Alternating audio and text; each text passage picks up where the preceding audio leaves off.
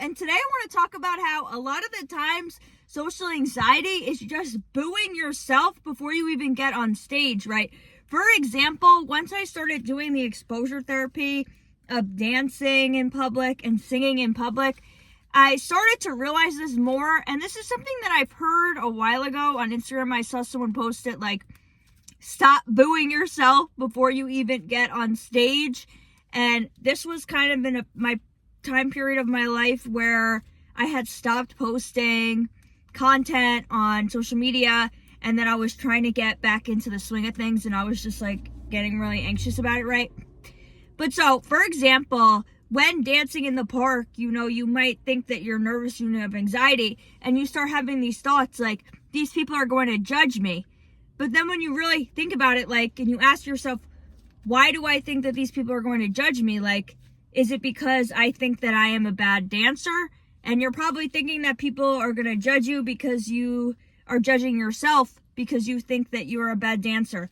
And you shouldn't be making assumptions that other people are going to judge you and laugh at you and make fun of you, right?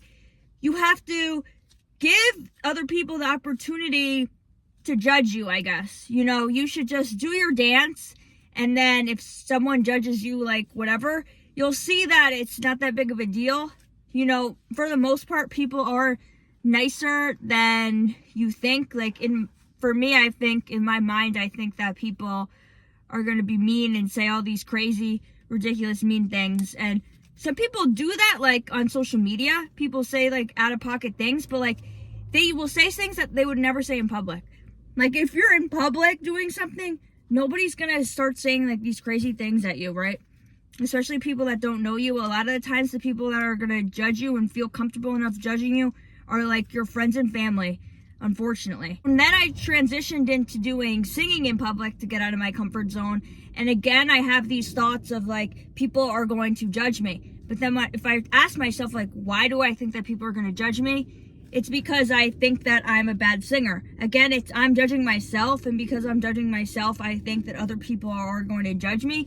So what you have to work on is stop judging yourself, right? And a technique that's helpful for this is thinking about your inner child.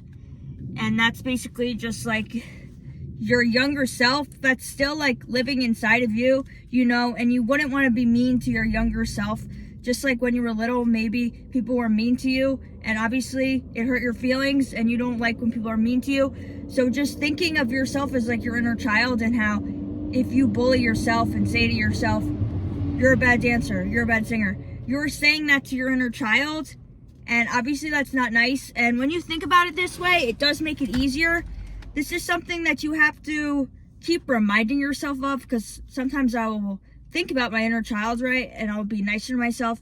And then I'll kind of forget about my inner child, I guess. And then I'll start basically bullying myself. But then when I realize again, oh wait, I'm talking to my inner child and I'm being mean to my younger self. I have to be nicer to my younger self.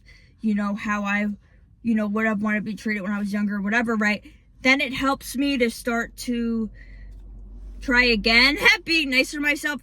So obviously this is something that I'm still working on, right? But just as I noticed, like, doing these exposures and coming out of my comfort zone and, like, forcing myself to do anxiety-provoking things, I just noticed that I start to have all these judgments toward myself, and I'm kind of bullying myself before other people get the chance to bully me. So in a way, these negative thoughts that you're having about yourself is your brain trying to protect you, even though it obviously doesn't feel that way, and it probably makes you upset, right? But, like, if you can bully yourself saying, you're a terrible dancer, you shouldn't do this dance, in a way, your mind thinks it's protecting you, because then if you don't do the dance, nobody else around you can say mean things to you because you didn't do the dance, right? But if you were to do the dance, then obviously, possibly somebody could say something to you, right? And so that's, like, another thing that I want to try to do now, think about when I have these negative thoughts. Like, I guess just thanking these negative thoughts for protecting me. I talked about this in my other video about some tips for overcoming social anxiety, like thanking your anxiety for protecting you. And that technique I mostly use when I feel anxious physically. Like, I feel kind of like my heart's racing, my chest is pounding, I kind of like feel anxious in my body. But like when you just have negative thoughts, you can think to yourself, oh, thank you, thoughts, for trying to protect me, but I'm choosing to do this and put myself in this situation, and whatever happens, happens. And I think that it does help. I think that will help because of the fact that thanking the anxiety has helped me to lessen these body sensations that I'm feeling. Because if you don't thank these thoughts, you don't thank your anxiety, it's going to keep getting louder and louder, because it's like, you don't hear me, you're still going to go out and try to do this thing, like it's scary and you shouldn't do that. Listen to me, you're terrible. And it's going to keep saying all these crazy things. So that's why I think if you say, oh, I heard you, thank you, but that's okay, and you just do it, hopefully it will be better, right? But so this was in like junior year of college. I went to see a Reiki practitioner, and she said that my heart chakra was spinning the wrong way and that there was something off with my third eye. And then she didn't say anything about the throat chakra. And to me, like when I think about social anxiety, I kind of feel like that's like a blocked throat chakra because you're not speaking your truth, right? And that could be the case for some of you. But then when I didn't talk about this with her, but then when I realized when I left that like, maybe it is my heart, I guess, like she said, because in a way I'm bullying myself out of doing certain social situations. For example, if in class, thinking like, well, I'm not going to raise my hand and share my thoughts on this because nobody cares about what I have to say. Again, it's booing yourself before you even get off stage. Oh, I'm not going to introduce myself to this person at the party because why would anyone want to be my friend? Or if it's like a romantic person, why would anybody like me? And you just have all these negative thoughts about yourself, booing yourself and rejecting yourself basically before you even give other people the opportunity to reject you. So sometimes social anxiety is just because you have low self-esteem. So this is why you have to work on your self-esteem. And like once you start doing the exposure therapies, like you will start to notice that your self-esteem is not that good. But that's okay, because we can always get better. And so today when I did singing in town, I'm going to post my video. So I was singing very quietly, like I was not singing confidently, but confidence comes from taking action. So obviously the first few times singing in public, like you're probably not going to sound that good, but the more you do it, the better that you become. So I just told myself like I am a good singer, right? And I'm going to be taking voice lessons, so then that's going to also help with my confidence, because I'll be an even better singer.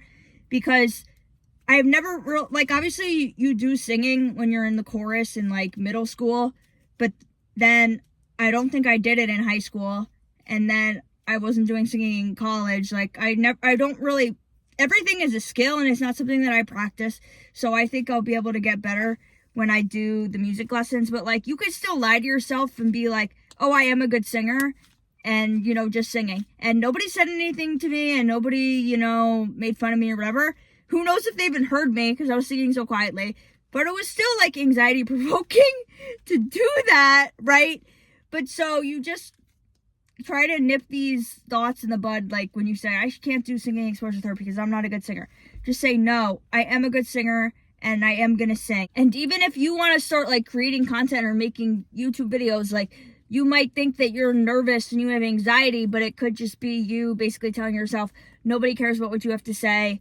Your ideas are bad. What you have to say is bad. You're stupid. You're an idiot. All of these negative things, right?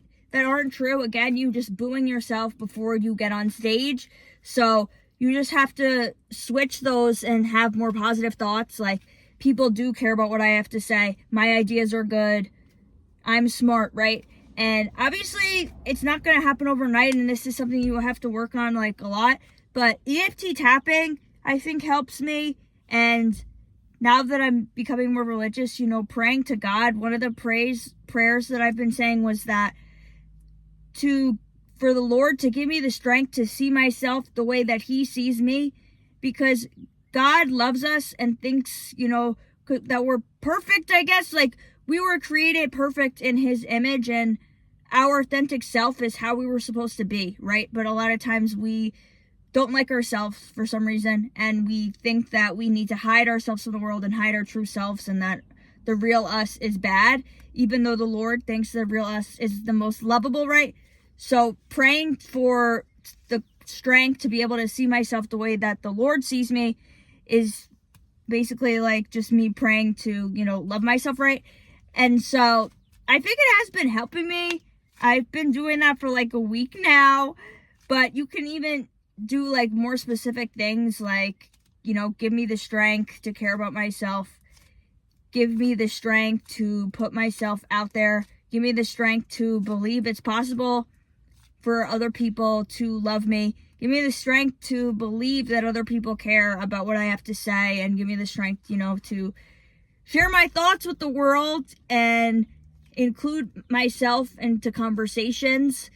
When I was living at the beach last summer with these people that I've never met before, I had to work on overcoming these beliefs that people don't care about me and stuff like that. So like I would have to push myself to introduce myself to other people instead of like rejecting myself, before giving them the opportunity to reject me. I was having kind of low self-esteem at that time because my hair was shorter from when I shaved my head 2 years ago. So now it's growing out more. So like I'm getting more confident in terms of physical appearance, so that was kind of an obstacle that I was having, but I just had to, tell myself that it didn't matter, what I looked like, and you can just introduce yourself to people, and then you have to let other people reject you. If they reject you, then whatever, you can't reject yourself before another person rejects you. If you want to apply to a job and you think, you think you're nervous too, but it's really just because you have low self-esteem and you're like, I'm not good enough for this job, and so you don't apply. So you reject yourself before giving yourself the opportunity to even, see if you could get it. So do your best to just put yourself out there and do affirmations, telling yourself that you're good enough and that people care about what you have to say. Something that helps with affirmations is doing them in you are format. Like instead of saying like, I am good enough and I'm lovable and people care about me, you could say to yourself, you are good enough and people care about you and people love you and people care about what you have to say, right? And that's kind of like you talking to your inner child. And I think that saying it that way is helpful. And it's kind of like you being your own kind of life coach and giving yourself a pep talk. And I don't know, it's just easier. It makes it easier and more believable. And I think that it does help. So you could try that out and hopefully it will help you. Thank you so much for listening. Please like and comment if this video was helpful for you. And comment and let me know of any other video suggestions that you want to hear me making. Thanks. Bye.